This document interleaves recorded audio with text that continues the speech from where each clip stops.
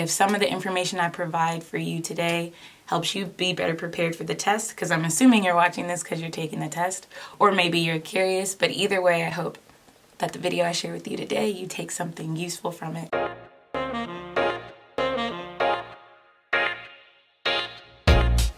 Hi, my name's Imani, and I'm so excited to talk to you really quickly today about what it takes to pass your Georgia Real Estate State Exam and what to expect on the day of your exam.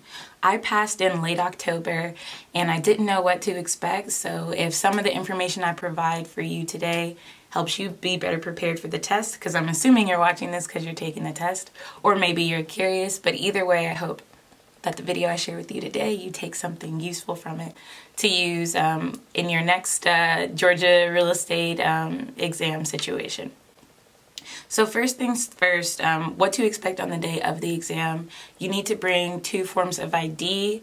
I think a lot of people usually bring a license and a social security card. I always have my passport, so I brought my license and my passport. You have a few different testing locations to choose from. I just chose the ones that best fit my day. None of them were super close to me, but I went to both the Marietta location as well as the Macon location. So I tested more than once, and I got to see 2 different testing facilities.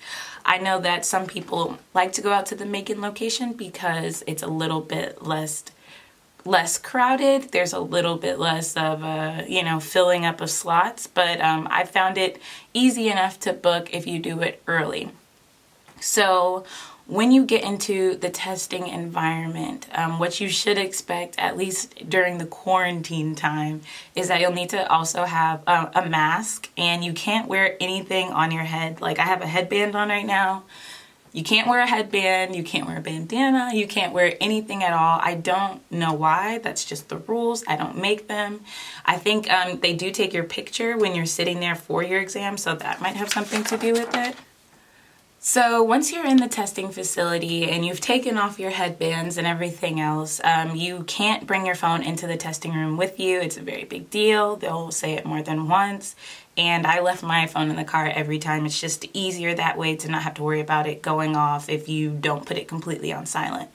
The next thing is they'll take all of your belongings that you do have that's not your calculator or your pencil and pen, and they're going to lock them in this red bag that they're going to put a number with, and that's going to be your seat. So your stuff is all locked down. They have the key for it. You can't access it until it's over. And they take this very seriously. They want to make sure it's done properly. It makes sense. So as long as you know that it's coming, nothing should be weird or surprising about it at all. You should bring your own calculator. I did not. I always had mine, and I always think it's a good idea to calculate with the good calculator that you've been calculating with, if that makes sense. So while you were studying for the exam, if there was a particular calculator you were using, stick to that calculator because you already know what the things look like. I mean, granted, calculators aren't that different, but I've always believed in, sticking to the products that you've used, and you can never go wrong with doing that. So I had the same calculator for all the tests that I took from the beginning of taking real estate courses to the end. And it was very just small calculator, but I saw some people with the really big ones, but it has to be one of those very simplistic calculators. So this was the calculator I used, very basic. The only thing I needed it for mostly was just to do some percentages stuff. Not a very big deal, easy multiplication that is in the thousands that I can't do from my head. So I do definitely recommend bringing a calculator. If you do go to test at, say, the Marietta location, for example, there's a Kroger right next door, so there could be a calculator in there for you to buy if you decide if you forget to bring your calculator that day. So once you're in the testing room, you have your calculator. They're going to give you a pencil and a scrap piece of paper that you're allowed to use, but you can't take with you. So the first time I took my test, like when I was coming across things that I wasn't sure about, I was writing questions like, what does blue sky laws? Like, I didn't remember reading about blue sky laws anywhere, but it was on my test. And I wrote the note as if I was going to be able to keep the scrap paper. You can't keep the scrap paper. So don't worry about writing anything like that, but definitely get all your other jot downs and thoughts out on it. And finally, once you're in the testing room, you can't just jump right into the test. There's this pre-test that they give you that that allows you to see what the test will look like on the computer. Because you are taking the test on the computer, it'll ask you questions like, how many seconds are there in a minute? What is the capital of the United States? I guess just to make sure that the keys are working and everything's in order. So after you're done with that 5-question pre-test, then your test begins. And it's like a little bit over 150 questions. I think mine was like 152 or 3. I don't think they count all of those, but the way that it is set up here in Georgia is that about 50 of them, I want to say, are Georgia specific, and the other 100 are general real estate specific. And it's really important that you develop study habits for both of those areas because they're both worth a lot, and you can do significantly well in one and maybe save yourself if you're struggling in another area. Specifically, I think, definitely focus on Georgia law, Georgia state law, Georgia real estate rules and regulations, because one, that'll be some of the stuff that you study that you actually will need to know and remember. And also because it's worth a lot, and if you know the answer, then there's only one answer. So that's a good place to start. So once you're actually in the testing facility, when you're about to start taking the test, what I didn't realize is that when you don't answer a question, there's a drop down at the bottom and you can see all of the questions numbered, and they highlight in green when the question has not been answered yet. So it's a way that you can click through your test without having to just press next 100 times, which I didn't know the first time I took it. Wasn't really exploring. Maybe I didn't read the instructions at the beginning. I didn't see it. I was nervous. And it definitely would have helped me just make sure that I was going through my test correctly if I remembered, so that I could just click through the questions that I was unsure of. The next thing is that you can also bookmark questions. So if there's one that you answered but then you're not sure about and you want to go back to it, you have the ability to bookmark, and those will highlight in red when you use that drop down question bar, and it'll show you which ones that you bookmark so that you can go back and review later.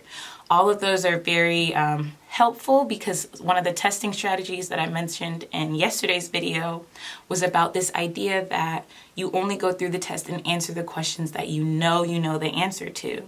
And that's very hard to do in a computer setting as compared to, say, a Scantron, when you can see what's bubbled in or not. But when you're going through a computer setting, you don't have to click through all 150 questions to see which ones you didn't answer.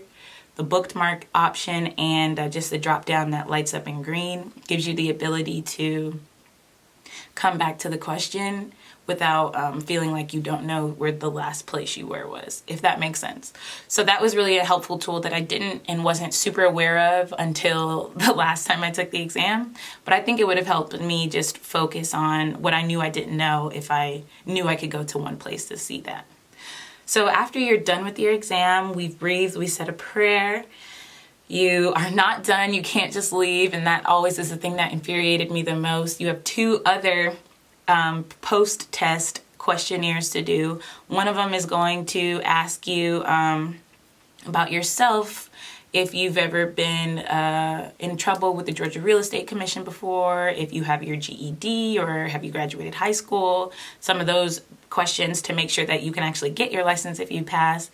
And then the next set of questions are, did you like the testing facility? That kind of thing. Were the proctors, was the temperature okay? Were the proctors kind? Those kind of things. And I say definitely answer honestly. These proctors work extremely hard to get their job done. I can't imagine what it's like to be in there all day dealing with people either very excited when they get their results back or completely miserable.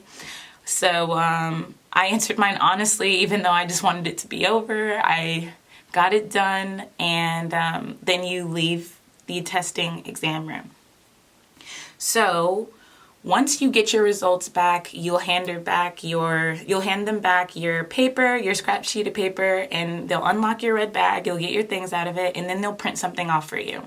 So they'll print off 1 or 2 things. If you pass your exam, they're going to print off a green or some other color sheet of paper, and it'll tell you all the different places that you can get licensed. There's 4 different locations in Georgia that have licensing options.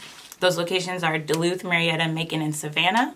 So you can go there, and they'll give you all of the different pieces of paperwork that you need and everything that you need to know because you're a licensed agent. That means you passed. This is the winning ticket right here.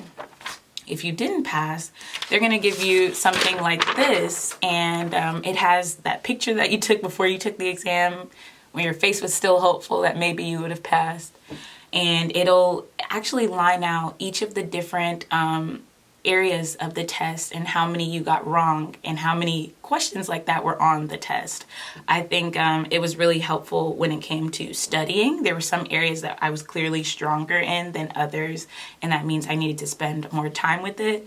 It also makes you feel like garbage when you see how close you were to passing, because you need to have 109 correct, and anything below that is failing. Anything above that is passing. And yeah, so the first time didn't pass, wasn't great. The second time didn't pass, also wasn't great, but I was so much closer. And the third time, they don't tell you how close you were to passing or failing. They just tell you passed and you can go on your merry way. And it's, kind of disheartening. I wanted to know how much better I did, but also if it was super close, I don't want to know. I wanted to feel like I basically got 100 the second time. And because they don't tell you, I'm believing that I did. And that's everything to really expect on the exam day. It is a whirlwind. It's super exciting. Once you go back to your licensing place, it costs $170 to get licensed. There are some documentations. There's some documents that you will need to bring to get licensed, but that will be on that green sheet. So don't even worry about that here. Just get through the test and you got this. Whatever comes next, even if it's not this time, every single time you go in with more knowledge than you did last time. And it's going to be okay. It'll be all right. And it's all on you. No pressure though. So thanks so much for watching. I hope this has helped you prepare and know what to expect when you take your real estate exam. And I know that whatever happens, everything is going to be okay. There's always tomorrow. And we have each other. So it's going to be great. And I can't wait to see you, if you're a Georgia real estate agent and you haven't passed quite yet. I can't wait to see you get licensed, and maybe we'll be on the same board. And thanks so much for trusting me to share this information with you. I hope that you found something valuable out of it. Until next time, once again, thanks so much for watching. Have a great day. Hi, thanks for watching. If you like this video, give it a thumbs up and leave a comment below. What do you think? Is there something else that you'd want to hear me talking about on this channel? If you're watching over on YouTube, make sure that you subscribe and ring the bell to get notified about my next and latest video. Until next time, thanks so much for watching.